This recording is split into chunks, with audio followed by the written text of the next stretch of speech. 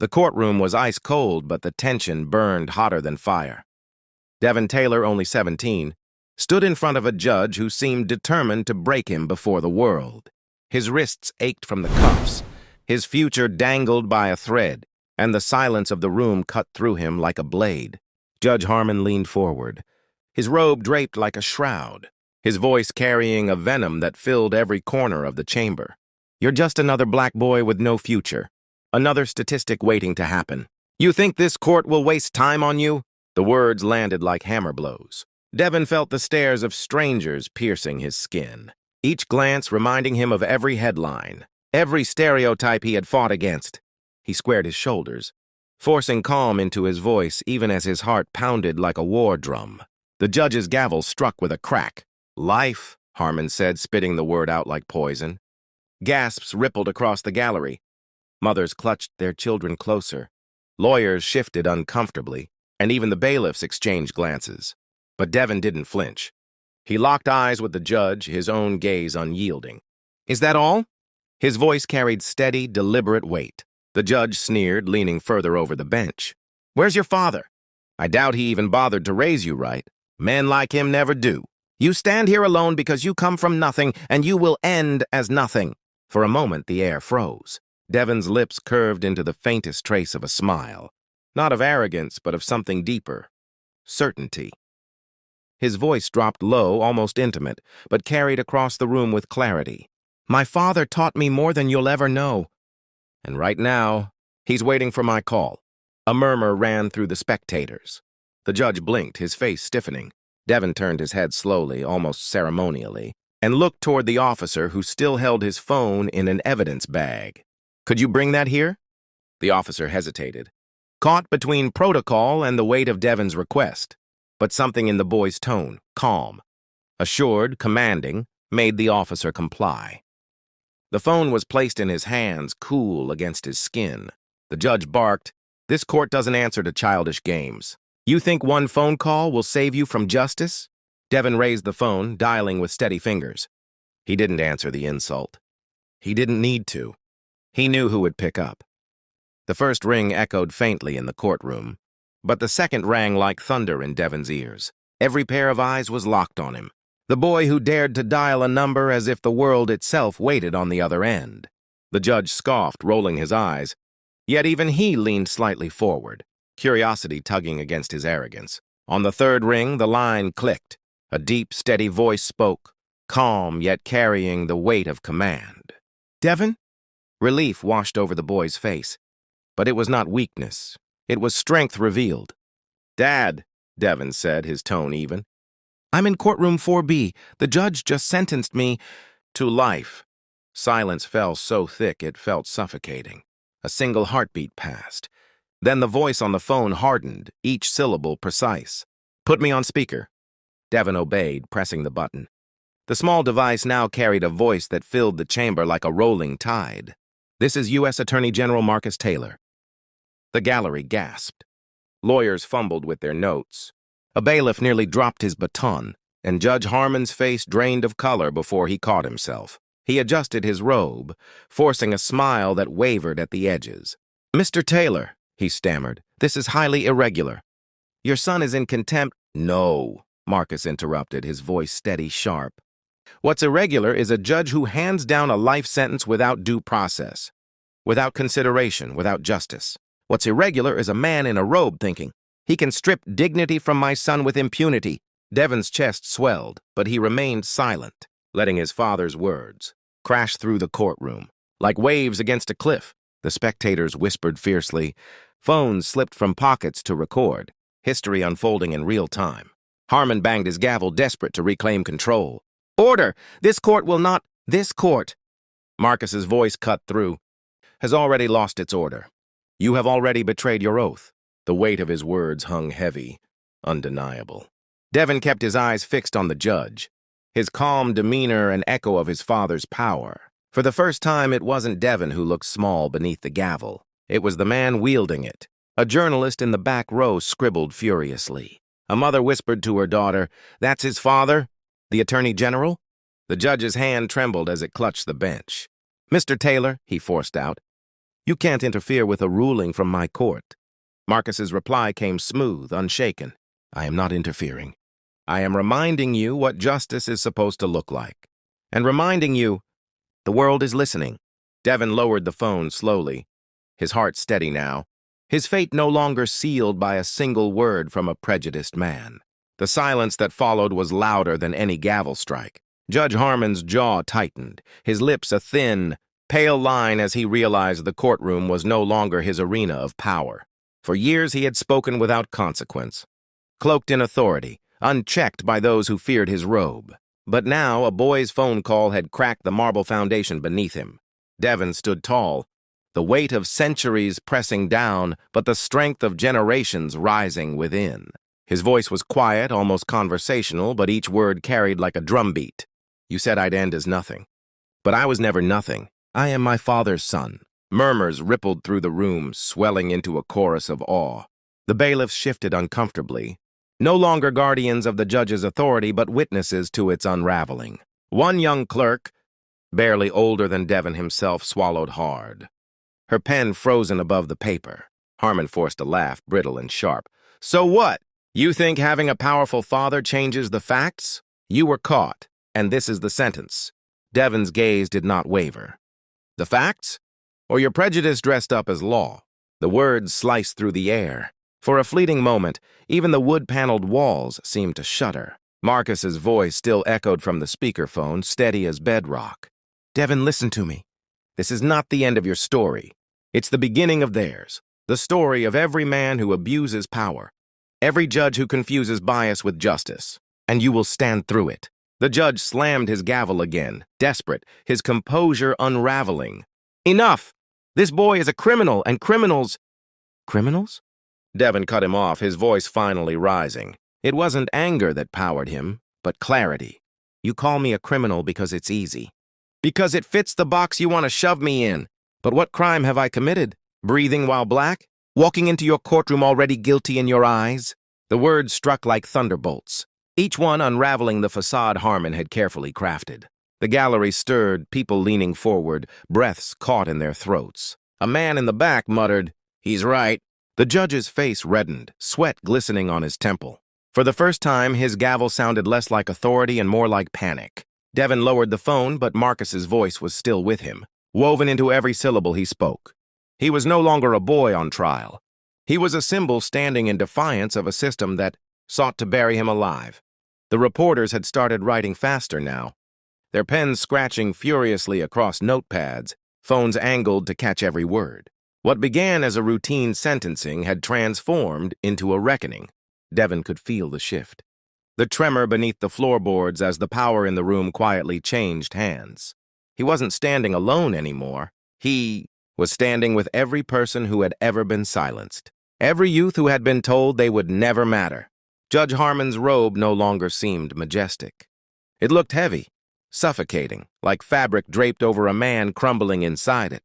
His voice cracked as he tried to reassert his control. This is still my courtroom. My word is law here. Devon raised his chin, his voice calm but laced with steel. Law is not yours to twist. Law belongs to the people, to justice, not to your prejudice.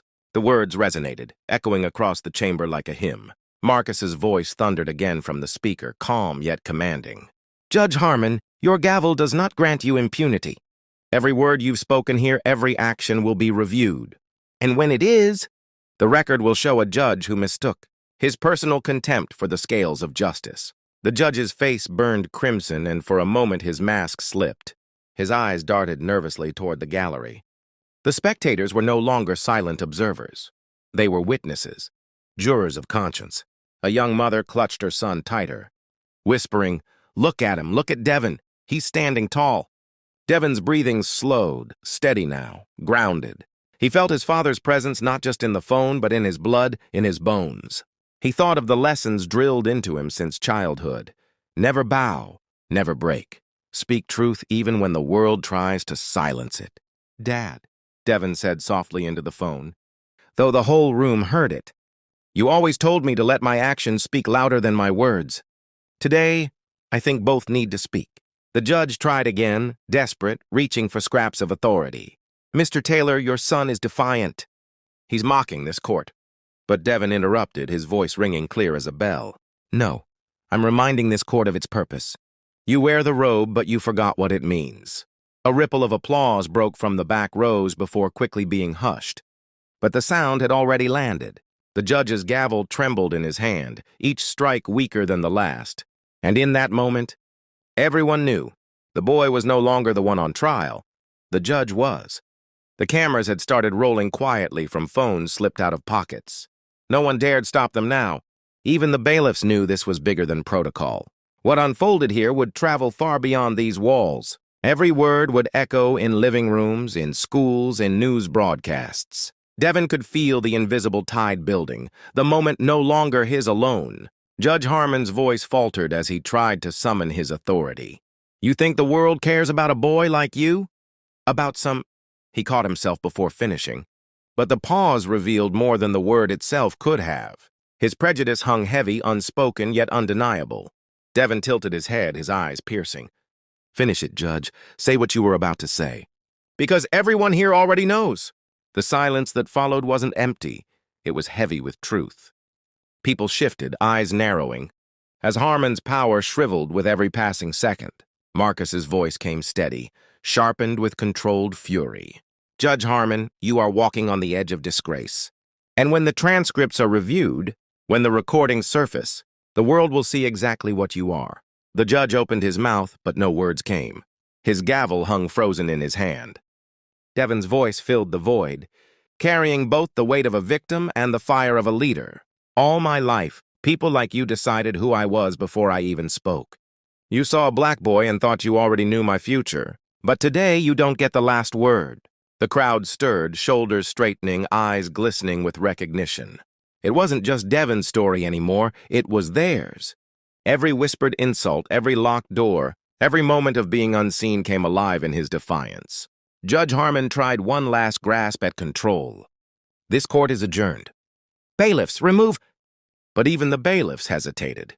One of them, a veteran officer with tired eyes, lowered his gaze and shook his head almost imperceptibly. The chain of obedience had broken. Devon looked out at the faces around him. Strangers, yet not strangers. Witnesses, yet allies. He could feel their silent support rising, wrapping around him like armor. Dad, he said, his voice softer but firm, this isn't just about me. It's about every kid who walks into a room already judged guilty. I want them to see this moment. I want them to know they don't have to bow. On the other end of the line, Marcus Taylor's reply was low but resolute. And they will, son. They will!